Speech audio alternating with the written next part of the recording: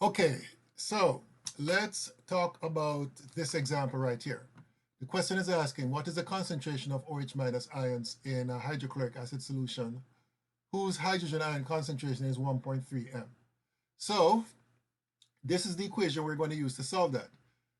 The question gives us the concentration of hydrogen ions, which is H plus here, and we know what Kw is, and basically what we need to do is find the concentration of OH minus. So it's a pretty simple process where we rearrange this equation to get this expression, and we just plug the numbers in, and that's basically it. 1 times 10 to the minus 14 divided by 1.3 gives you the answer, which in this case is 7.7 times 10 to the minus 15. So that's a very simple example of calculations involving pH, well, not pH, but concentrations of hydrogen and hydroxide ions in an aqueous solution. Now, speaking of pH, that's the next topic. pH, as stated here, is a measure of acidity. And the actual definition of pH is a mathematical equation, which you see here.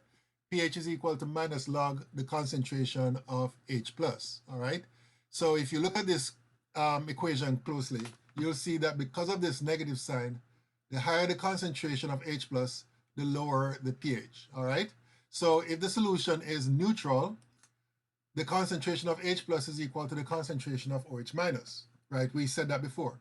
And that means that at 25 degrees Celsius, the concentration of H plus would be equal to 1 times 10 to the minus 7, right? So you'll get that by utilizing the Kw equation, and that's what you'll get for the concentration of H plus, which means that by definition, pH would be equal to 7 in this case, because if you plug this number here, then you're going to get the answer of pH being equal to 7. So all neutral solutions have a pH of 7. If the solution is acidic, that means that the concentration of H plus is greater than the concentration of OH minus, which means that the concentration of H plus is greater than the 1 times 10 to the minus 7 that we saw earlier, which means that correspondingly the pH of that solution will be lower than 7, all right? So that's what happens in the case of an acidic solution. And then finally, in the case of a basic solution, the situation is reversed. The concentration of H plus will be less than that of OH minus, which means that the concentration of H plus will be equal to, or less than, I should say, 1 times 10 to the minus 7, which means that the pH will be greater than 7, all right? So this shows you the relationship between the concentrations of H plus, OH minus, and the pH. If the pH is high, that means that the concentration of H plus is low, all right? Okay, how do we measure pH? Well, there are two main ways in the lab that we do so. We can use what are called pH papers, which basically are strips of paper which would have which is impregnated with different dyes which changes color when the pH changes, and they're specially designed pH papers which have different color ranges for different pH values, right? And we use that if we want to determine approximate pHs of solution, right? For more accurate measurements, we use what is known as a pH meter, an example of which is shown here on the screen, and basically it consists of an electrode hooked up to an instrument, and basically all you have to do is dip the electrode into the solution and there'll be a readout of the pH. Most pH meters are accurate up to 2 decimal places in terms of pH units, all right? And on the screen to the left, you see a table of different solutions, common solutions that you'll encounter from your everyday experiences, and their pH values. So as you can see here, the gastric juice in your stomach, that has a pH of somewhere between 1 and 2. That's mainly because of hydrochloric acid, which is present naturally in the stomach. And then you have some other solutions. Vinegar is 3.0, orange juice is 3.5, urine is 4.0 to 7.5, and so on and so forth, right? Now, at this juncture, I want to introduce to you another concept, which is very closely related to pH, and it's called the pOH, which by definition is the minus log of the concentration of OH minus, right? So therefore, the pOH is minus log of OH minus, and if we apply that to this equation here, so let me explain what's happening. What is happening from here to here is that we do the minus log of both sides. And what do we end up with?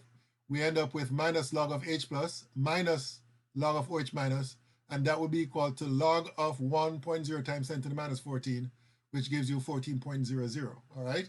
So therefore, we can summarize this for any solution.